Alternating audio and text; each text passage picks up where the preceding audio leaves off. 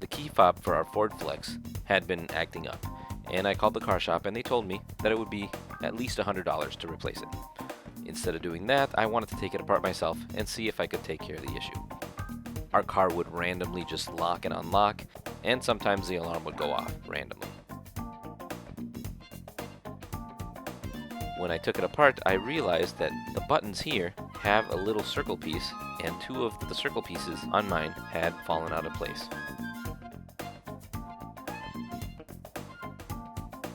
My guess is that this is what's been causing the issue. Those little pieces are the ones that need to make contact with the board, and they must have been making contact at the wrong time. So I decided to get a new housing. Now, spoiler alert, this one here did not work, and I'll show you why in just a minute. And this one looked almost exactly like my old one, so I thought everything would work fine. So I opened it up and got to work. Here is the type of battery that you need, at least if your key fob is the same as mine. First thing I did is take my battery from my existing housing and put in the new one. One thing that I should mention, probably the first step you want to take is check your battery. That's what I did, and that's why I have the brand new package of batteries. But that did not take care of my issue. In some cases, that might be it, so do try that first.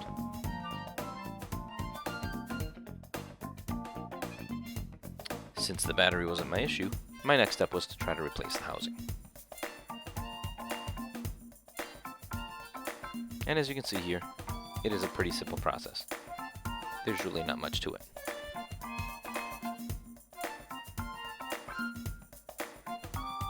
Just make sure everything is aligned properly.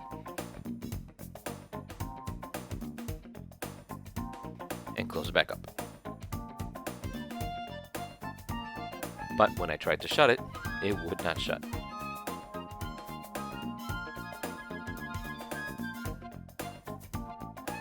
At first I thought it was because the actual fob was not the same size, so I took it out and tried to close it without anything in there. After struggling for a few minutes, I finally was able to close it, but as you can see here, opening it back up was almost impossible. I pulled out a pocket knife and that didn't work. And so I decided to use this iFixit kit, which I typically use for working on electronics or computers. And even with this, it was no easy task.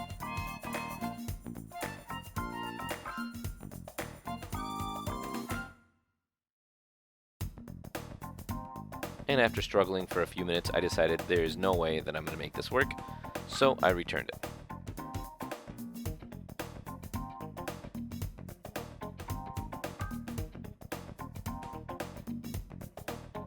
I decided to order another one, but in the meantime I needed a temporary fix.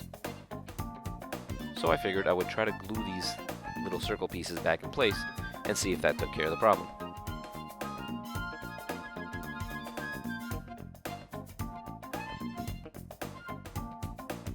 So I just took a little dot of super glue, put them back in place, and let it dry for a bit. So I did that for both buttons. Simple enough.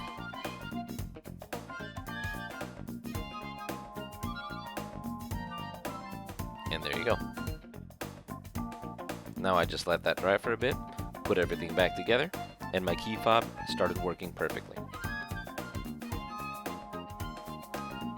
So if you're having a similar issue where your car might be locking or unlocking, maybe the trunk is opening up unexpectedly, take a look at your key fob.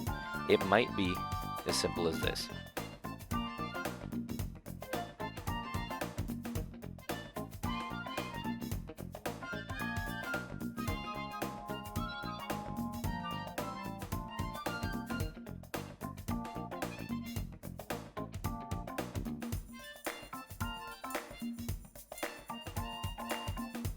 Now I knew that this was only going to be a temporary fix, so I ordered a new one. And this time it did work, so I will place the link in the description if you would like to purchase one of these. And this time, all I had to do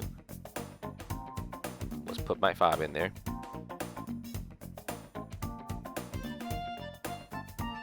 At first I forgot to remove the little plastic piece, but I put it in place.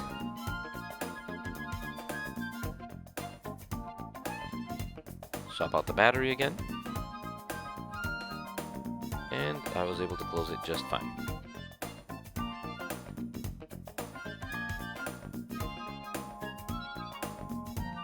And one last step, if you do this, make sure you take your old key and put it in place. Now everything has been working fine. No need to buy a new fob and spend over $100 on that. So, if you're having the same problem, give this a shot, and I hope this helps you out.